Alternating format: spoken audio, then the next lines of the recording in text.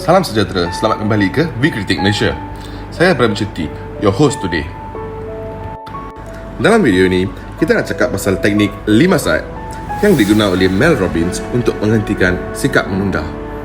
So hari ini, kami nak review buku The 5 Second Rule oleh Mel Robbins. Mesti ramai duk fikir, saya kan tak minat baca buku, kenapa nak tengok video ni? Merepek lah mereka ni. Tapi sabarlah guys, V-Critic Malaysia akan terangkan teknik 5 saat ni dengan ringkas. Confirm you korang akan faham. Saya harap video ini akan memberi perbezaan dalam hidup anda. Wanna make a change in your life? Pasangkan headphone dan tengoklah video ini sampai habis. Kita semua ada matlamat dalam hidup kita. Ialah berazam dan mencapai kejayaan dalam matlamat itu. Sebenarnya, apa yang menghalang kita? Jawapannya mudah. Minda kita lah yang menghalang kita daripada mencapai kejayaan itu. Sebenarnya, minda kita ini menjaga sangatlah perasaan kita dan melindungi kita bila kita nak buat perkara-perkara yang susah. Mulalah kita menunda perkara-perkara yang penting dan menginginkan perkara yang senang aja. So guys, teknik 5 saat ni ialah cara kita trik minda kita daripada melakukan perkara-perkara yang sukar itu.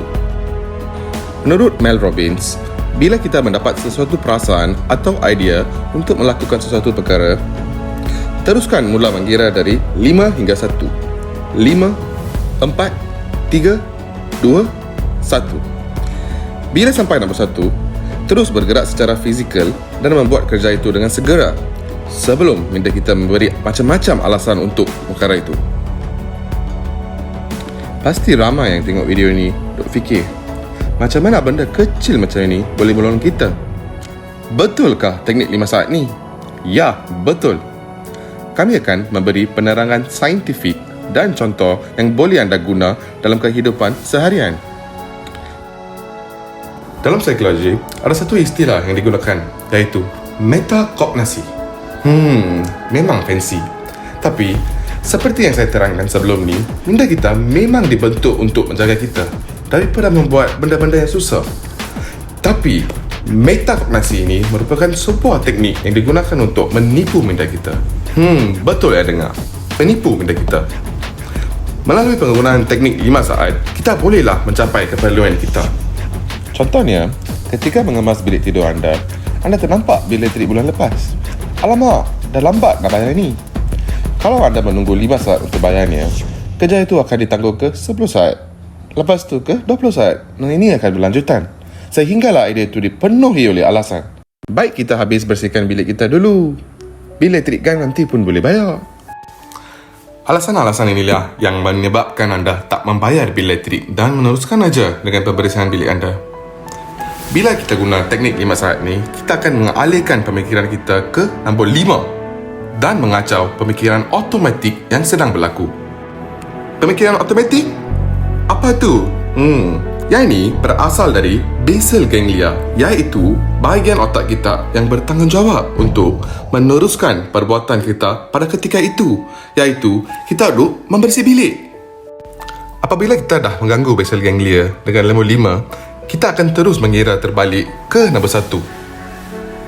Bila sampai nombor 1, fikiran kita akan beralih ke prefrontal cortex.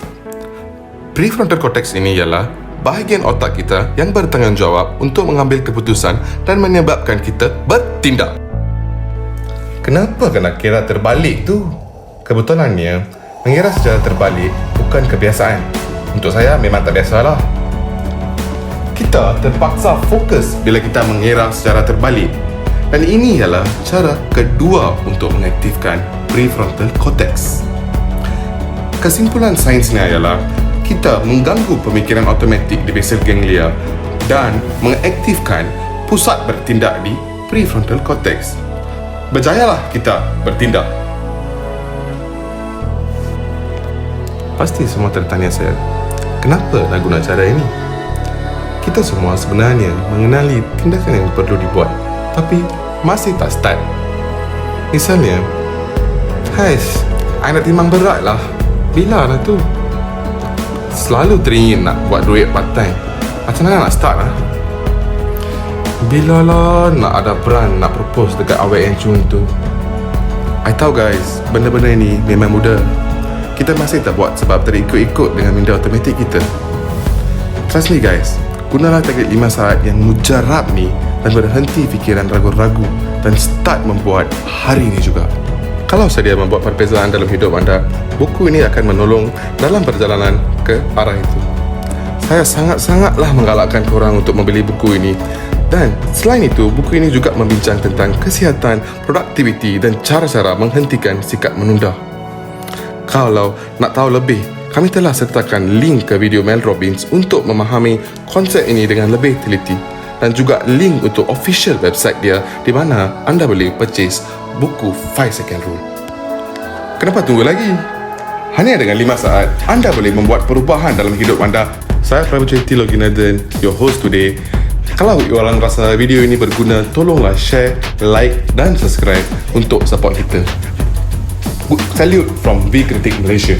Kalau nak tahu lebih daripada video kita, bolehlah tengok video V Kritik Malaysia pasal 2 tip paling penting untuk mengurang berat badan dan 5 sikap awal pagi yang diguna oleh setiap jutawan untuk produktiviti maksimum.